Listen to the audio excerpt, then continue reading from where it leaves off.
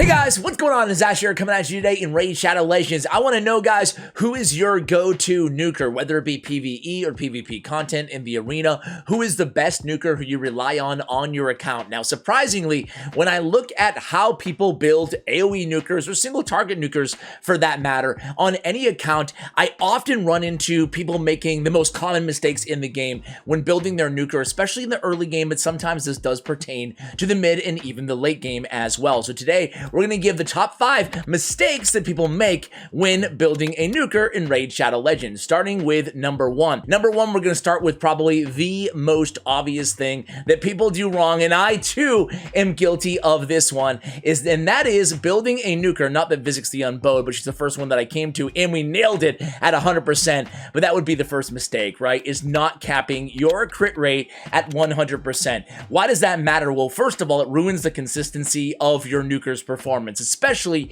if you're using PvE content on auto battles. So if I'm running a dungeon team overnight, well, if I'm not hitting nukes, it's going to screw up everything, and I'm liable to fail that run. Now, even more importantly, in the arena, if you land one weak hit, it could mean the difference between success and failure in a particular area of the game. Clan boss, same thing, right? That could dramatically affect everything if you're not consistently landing your critical hits. Just try it out, guys. Take away crit rate from your nuker on clan boss over the course of a 20 round, a 50 round, a 60 round battle. That's really going to add up the damage that you are losing, having, say, even an 85 versus a 100% crit rate. So always go after crit rate as the main priority on your nuker. Sometimes you just can't get there given the artifact set. It's not a perfect world, and we don't all have unlimited amazing artifacts on our account. Even me, for example, I struggled getting Trunda, my main nuker in the arena, to 100%. I had to make some sacrifices on other stats, even though truthfully she is in some of the best gear on my account. So guys, kind of a piggyback to mistake number 1, not building with 100% crit rate, is just keeping an eye out, guys, for crit rate on all of your substats. If you see crit rate on especially a legendary or an epic artifact, a 6-star artifact, make sure you're at least rolling it up, kind of following the same rule that we follow with speed gear, right? If you're getting speed on an epic, especially a legendary piece, we want to roll it up and see if we can get lucky and get some of those sub rolls to go onto our speed. I'm looking at these artifacts, I'm like, where is all the speed? It must be, or some of it's on the banner. Even that, guys, crit rate's going to be a huge factor for you guys on substats. That way you can eventually get the crit damage on your gauntlets. All of your nukers, as you kind of graduate into the mid and the end game, you're going to want to have crit damage pretty much on all of their gauntlets, because crit damage is the king when it comes to sheer damage inside Raid Shadow Legends. So let me know, have you guys ever made that mistake? I remember in the early game, I put attack, I think flat stats on my nukers, just across the board here. Instead of having speed boots, I just loaded them up with flat stat attack like I was a boss and I knew exactly what I was doing in this game. So why didn't I flinch? Because the laws of science differ fundamentally from those of... Yeah, generally speaking, most of your nukers are also going to have speed on their boots. There are some cases where you're going to have attack percentage, but mainly it's going to be speed most of the time as well. Moving on to tip number 2, guys, or I should say mistake number 2, is really not knowing, understanding, and identifying which tier 6 mastery is best for you, given your nuker, given the champion, right? So let's go ahead and quickly run through these tier 6 offense masteries and talk about which ones are the most important for depending on the type of champion you're building. So War Master. Well, the biggest thing about War Master is we have a 60% chance of it landing, and it's based off the champions that you're attacking max HP, or the target's max HP as well. 4% against bosses, 10% against champions. This is going to be a great mastery because it's not predicated on your champion being a huge nuker or a huge damage dealer. For example, I can put this on my revivers, my healers, my support champions, and it doesn't matter. It's not predicated on anything that they're doing. It's predicated on the target champion or the boss's max HP. That's why War Master is a great choice. Generally speaking, any champion that you want to get extra damage out of, you want to use War Master if their A1, their first ability, has a total of 1 or 2 total hits. On the second choice, we have Helm Smasher. Helm Smasher is by far the best option for PvE content for waves, not against bosses. Against bosses, you're generally going to go with War Master or Giant Slayer, but against other champions, right? Other champions in dungeon waves and Doom Tower waves, or in the arena, PvE content, Helm Smasher by far and away is your best option. Even sometimes on champions like, I don't know, some champions like Seer, I'll still go ahead and always put Helm Smasher on her no matter what, even if I'm mainly not using her in the arena, but against, again, dungeon waves, other champions, not bosses. Helm Smasher makes a profound difference. 50% chance of ignoring 25% of the target's defense. That's just absolutely huge, guys. And if you go to, well, let's go through the last two masteries here, and then I want to show you how high the defense is on Doom Tower mobs. This makes a huge impact. We think Helm Smasher, we think arena. Traditionally, about a year ago or whatever, a year and a half ago, I think it was mainly just used for the arena, but now, especially with new content being added to the game, Helm Smasher is great for everywhere. Giant Slayer, same rule as the War Master mastery, but on this one, we're going to go with 3 or more hits on their first ability. 3 or more hits, because you only have a 30% chance of it proccing that additional damage.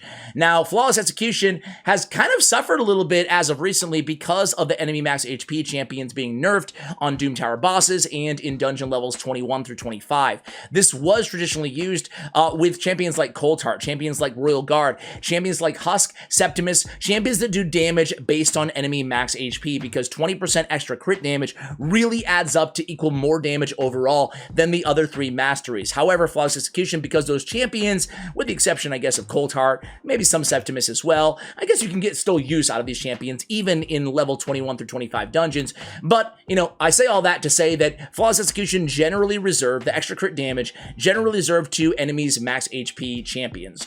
So those are your tier 6 masteries for the offensive tree. As I mentioned, guys, I just want to show you, just in case you don't know, you can click on any single PvE content in the game. You click on the champion, and you can see their stats. I mean, we're dealing with almost 10,000 defense, with almost 150,000 HP on these mobs in Doom Tower Hard, for example. This is a higher floor, floor 104, but look what we're contending with. So obviously, over 10,000 defense. So obviously, ignoring 25% of that, or excuse me, having a 25% of ignoring 50% of that is really going to make a huge impact overall. So understanding those masteries is going to help you a lot when building a nuker. So for mistake number 3, I'm actually going to show you an example of a mistake-ish on my account, and it's Biggin. He's an insane nuker in the game, and this is a fine build on him, but I want to go ahead and point something out to you guys. You guys already see the issue.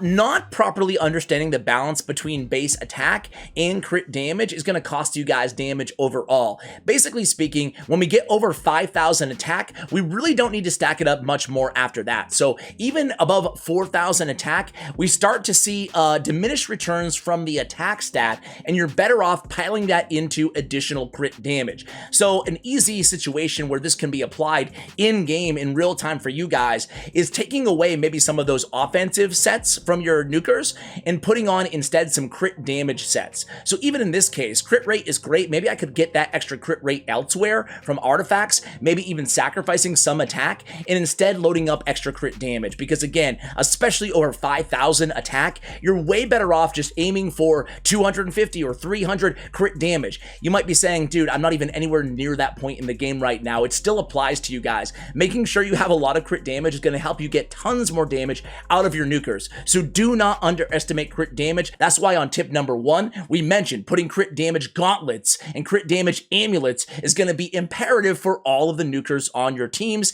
except I guess kind of the bomb layers, but that would be an exception to the rule, and they're not really nukers, they're bombers. We live in a cynical world. A cynical world. Mistake number 4 is a simple one, guys, but we see it all the time, and that is not kind of differentiating building a nuker for the arena or for anywhere else, any dungeon content, Doom Tower, Faction Wars. If you're building for Doom Tower and Faction Wars, as you can see, Soulbound Bowyer for me is built for Faction Wars in a retaliation set and built for PvE content for Doom Tower secret rooms.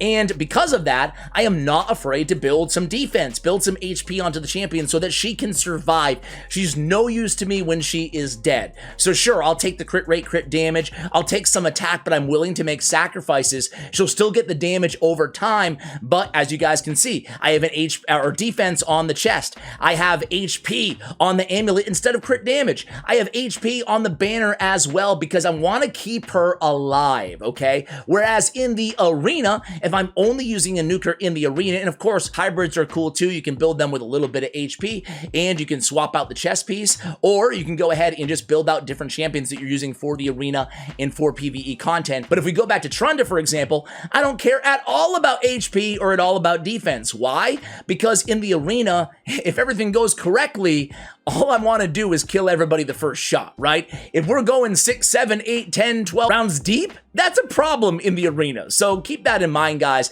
Don't be afraid to build your arena champions, all out crit damage, all out attack, and then build your PvE champions a little bit more hardy, I guess. And then mistake number 5, guys, is not setting up your nuker for success, meaning not having an appropriate team around them to support them if they die. So check out this team right here, guys. We have our speed booster. Our nuker is usually going to go last in most cases, so making sure, obviously, you have your debuffers, your speed boosters going before your nuker is going to be paramount, especially in the arena, but really everywhere to have success inside this game. What good is a debuffer for going after your nuker? But what are the important debuffs and what are the important buffs as well? Well, Arbiter has one. I have a lot that I need on this team here, right? I have increased attack, a 50% increased attack. That is working off of not their base stats, but their total stats after the artifacts, after the masteries as well. So increased attack is going to be very important on your nukers. It really adds up.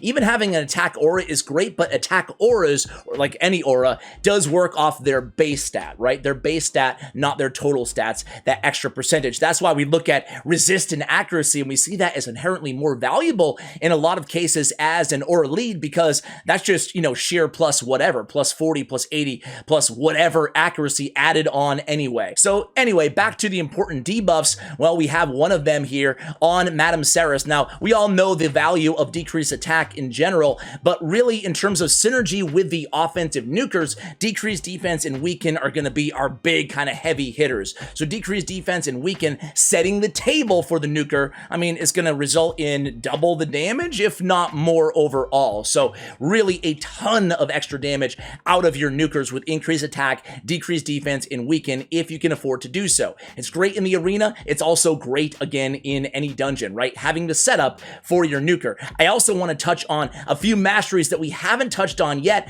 that are really, really important. These are not the tier 6s, but there's some really crucial masteries that can add up to a ton of extra damage that you guys should be making sure you have on all of your nukers, especially your most important nukers. So one is going to be on the defensive tree, especially for hard-hitting A1 champions like, I don't know, Phoenix and Trunda Guilt Mallet, who I can see here, has a 50% chance to counterattack when this champion loses 25% of their max HP or more from a single enemy skill. Well, this is great to have on your heavy damage dealers, especially with their A1s, because they're squishy, right? They're going to be losing 25% of their max HP quite frequently when they are hit. So getting that extra damage off the A1 is fantastic. Now, furthermore than that, there's a lot here to go over, but just do some simple math with me, guys, before we end the video. No, I don't want to do any of that.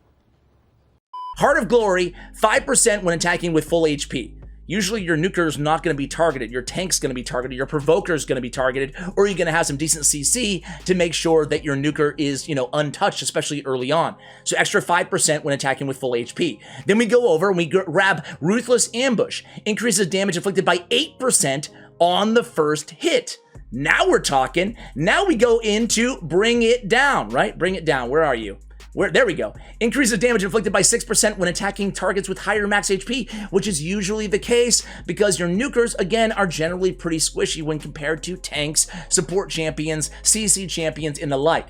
So, add it all up, we're getting, what, 19%, 6, and 8, and 5. We're getting 19% extra damage. Quick math for you guys. If your champion's hitting for 50k, that should put you almost 20k extra damage, right? So we're taking a 50k hit just with masteries, just with not even tier 6s.